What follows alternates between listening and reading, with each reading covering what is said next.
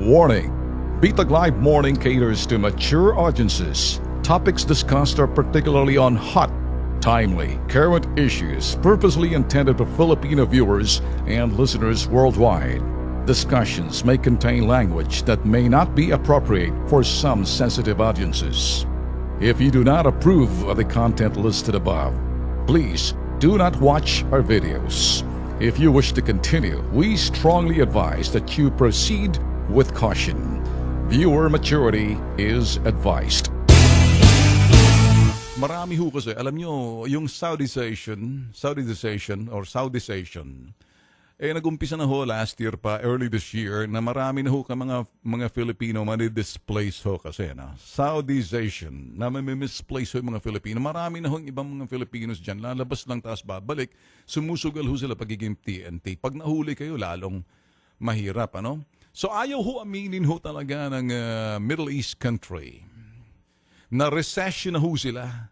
There's an economic transformation.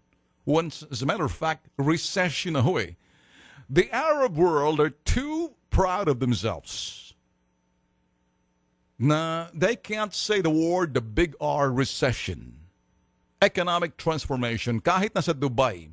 If anybody sa mga press, if anybody in the press, in the media, in the Middle East start talking about recession within doon sa sinasabing Middle East, yari ka sa gobyerno roon. Ngayon, if you're from the outside of Middle East, wala kang mga gagawa. Like me, nandito. Ako nagsasalita kayo, naiipit ho yung ibang mga Pilipino ho natin na talagang dapat pinauuwi na sila. At marami ho, kung minsan nagmamakaawa na lang, kung saan-saan na natutulog sa bus terminal, sa bubungan, kung saan, kung minsan. Isa-isa ho namin napapauwi yan dito ho sa Bitag. Marami na ho kaming nagawa ho dyan at sinakyan ho ng ibang mga estasyon tulad ho ng ABS-CBN, tulad ho ng GMA. Wala ho, unfiltered ang aking sasabihin. Tulad ho ng isang kawawa na hindi ho pinansin. Alam niyo ho ba ito, ibubulgar ko ho ta. Pasintabi lang sa GMA, GMA 7, kung nakikinig kayo sa akin, wish ko lang, pasintabi lang, with due respect na. Pero ako, unfiltered na sasabihin ko. Meron hong nag-message ho sa amin, isang Pilipino, kawawa ho na mangyak-ngyak ho siya eh. Wala na ho siyang magawa, nandun na siya sa deserted camp ho ng Saudi Arabia, somewhere.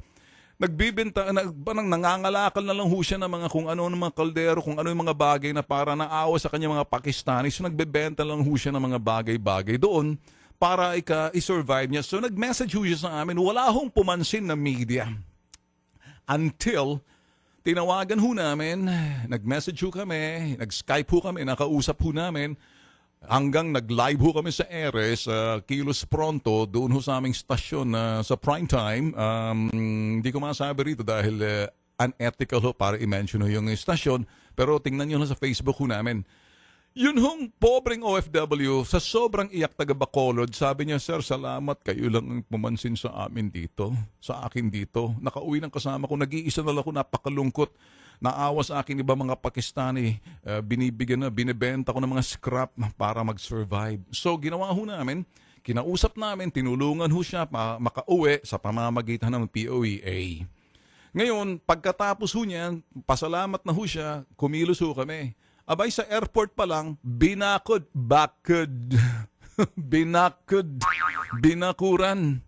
Pinostehan ho ng mga taga GMA 7 at pagkatapos sinundo ho nila, hindi na ho nakapagpasalamat sa amin at nag-message ho sa salamat kasi binili na raw yung kanyang istorya, wish ko lang. Ganun pa man sa amin, okay lang. Basta't nakakatulong ho kami, hindi na importante kung sinong nauna. Sa amin lang ho kasi, tulad ho ni sinabi ni Jojo Binay, ni Vice President Jojo Binay, give credit where credit is due.